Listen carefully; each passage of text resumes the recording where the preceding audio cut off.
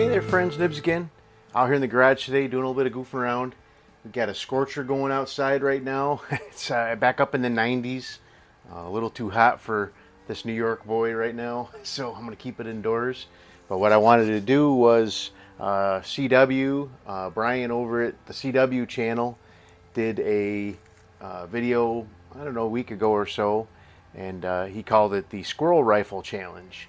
And I can't remember. I think he did name my channel specifically, but if he didn't, he did comment on one of my other videos asking if I'm just going to do one of these videos. So it's taken me a little bit of time. I had been thinking about it ever since I saw CW's original video, thinking about which ones. I just got so many, especially 22s. 22s just the consummate squirrel gun, and I've got so many out here that would just get the job done so easily that it was actually kind of tough for me to, really come to a conclusion on what I really would think would be my, top 3 or 4 or 5 guns. But I finally settled on a few, and here we go. So not in any particular order, but I just go through them all here, and we will talk about them a little bit. So the first one I have up is one that if you watch my channel for any amount of time, you've seen this one. I actually kind of intended to get this one out and do some shooting with it really soon before winter sets in. I take this out about once a year and just run a box of ammo through it just to keep it lubed up and smooth and running. But what we have here is actually the very first, I think it may even be the first semi-automatic that Winchester ever made, but I definitely know it's the first rimfire semi-automatic that Winchester ever made. And they called this one their model 1903. And this one is actually a first year of production, very low serial number, model 1903. And what sets the 1903 apart is they actually, so at the time, back in the late 1800s, early 1900s, when rimfires were really catching on, they were still all made with black powder. The 22 long rifles and 22 shorts. And Winchester just knew that, the black powder would gum up the action of a Winchester, of a semi-automatic, way too fast. So they held off, and they developed their own round, and they called it the Winchester 22 Winchester Automatic, and that's what we have here. So this has been actually kind of an out of production ammunition for many decades, and somehow, some way, Aguila,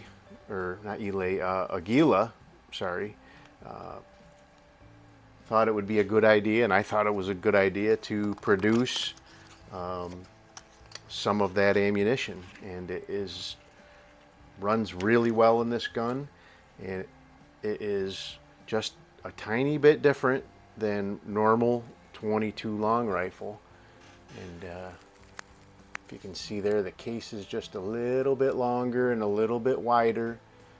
The bullet is tucked down in the case a little bit more, instead of being a heeled bullet where the bullet's the same width as the case. The case kind of wraps around the bullet more. So there's that. So the that 1903, again, is first year production. I've shot it many times. I have several bricks of this Aguila 22 Winchester Auto, and it shoots really well. So let's go ahead and I'll leave that one up here. So the next one, so I have a couple of 22s, a couple of rimfires, and I have a couple of air guns. This next one might surprise you guys, but I picked 2 air guns that I really wanted to throw out there. This one, a week ago, I would have not even thought about it as far as this challenge goes, because I've only had it in my garage here for about a week or so. But what I have included here is this Diana Storm Rider. This is a completely stock Diana Storm Rider, except for the scope and scope mount. and it just kind of ticks off all those boxes for me as far as a squirrel hunting gun goes. It doesn't have any sling swivels on it yet, but if I was going to sling this and take it out into the woods, I would not hesitate to throw some sling swivels on there, and then you could throw it over your back. And it is nice and light, but it feels solid. It feels like a real gun. It feels like an actual like 22, nice and solid. And that's because it's got a nice wooden stock and almost all metal construction. Really, the only plastic on the gun that I could find is, and it's actually taken off right now, is the rear sight, because it would interfere with the bell on this huge scope that I have on there, 3 to 9 by 50 Tasco World Class. But this is a shooting gun. You guys have seen the groups I shot with this thing at 25 yards, so this really could get the job done as far as being a squirrel gun. And it kind of ticks off those boxes that I like, you know, some wood, mostly all metal. And you guys know me, I really love the 22s. Let me grab the other air gun that I would choose to throw into this mix. And this one probably won't surprise you guys at all, but this is, and you guys know that I have just fallen in love with this 22 caliber pellet gun. And this is a Crosman model 101, which is actually the first production air gun that the Crosman company put out. They had a couple of prototypes that had some very limited run release, but this 101 was really the first big product that was released and mass produced by them. And this one really has some punch to it. You can go up to 8 pumps or maybe 10 pumps, I don't remember, but really very accurate. It's got a nice peep sight, and I think this could really get the job done. You wouldn't want to go much past 25 yards, but really could get the job done as far as plinking some squirrels, or I don't know if I would really want to go much bigger than a rabbit with it, but I think it could get the job done there either way. So there's the 2 air guns that I picked. I've got 2 more guns to show you guys, and the first one is maybe a little heavy, but it has some nice sling swivels on it, so you could throw a sling on there and carry it around. But this is just one that, you know, it's kind of real nostalgic, and I think it would be a lot of fun to take it out into the woods and hunt with it, just because of the nostalgia of it. But what we have here is a very early production slow lock Winchester model 52 pre-A they call it, first rendition. And this one, really nice shape. It has this ladder peep sight on it, pretty cool. This one does not have the dreaded crack of doom like some of these do have. There was a problem with the early production ones where if the gun's not cocked, you can't flip the safety on, and if you try to force it, not even a little bit, there's a little space right here where the metal will crack. So you really got to watch out for those when you're trying to buy one of these.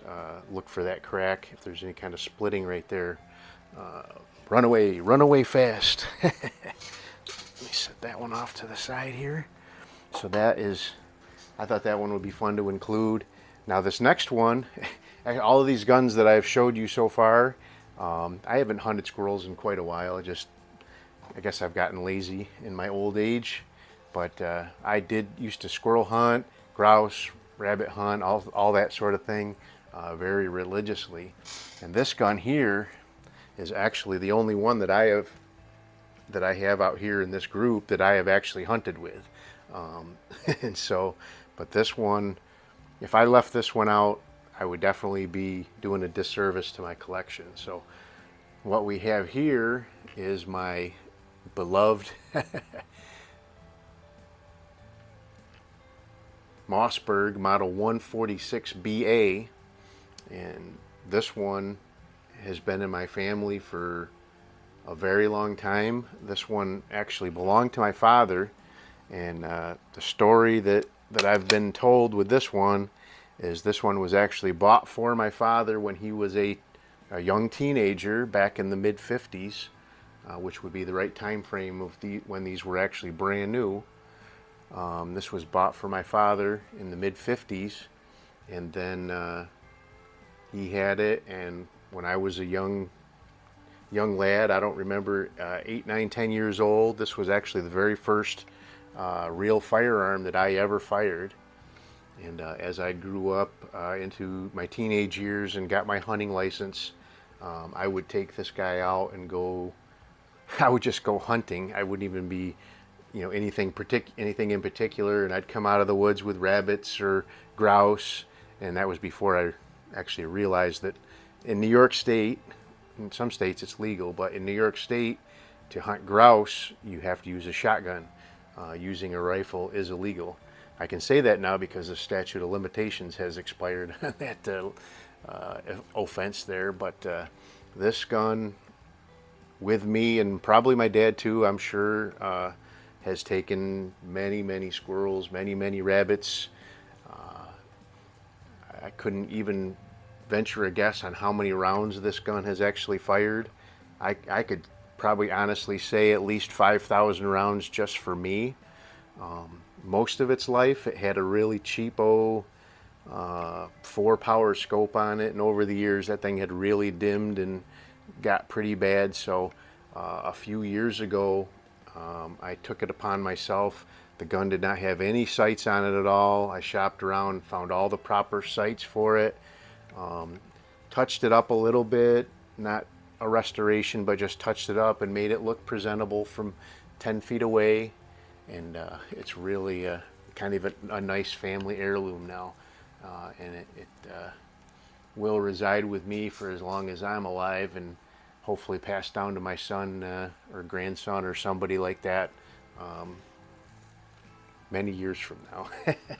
So anyway, I got kind of long-winded again, but I hope you guys enjoyed seeing my choices, what I would want to take out in the woods to go squirrel or rabbit hunting, any kind of small game. If you don't agree with any of my choices, let me know down below. I hope nobody's got any real offense to what I chose, but I do have so many other guns in here that could have fit this bill just as well, that it was really tough making a decision. This is the only one that I absolutely had no doubt was going to make it into the top handful. So, but anyway, thanks CW for putting up the challenge. I hope you guys enjoyed the video. Till next time, have a great day.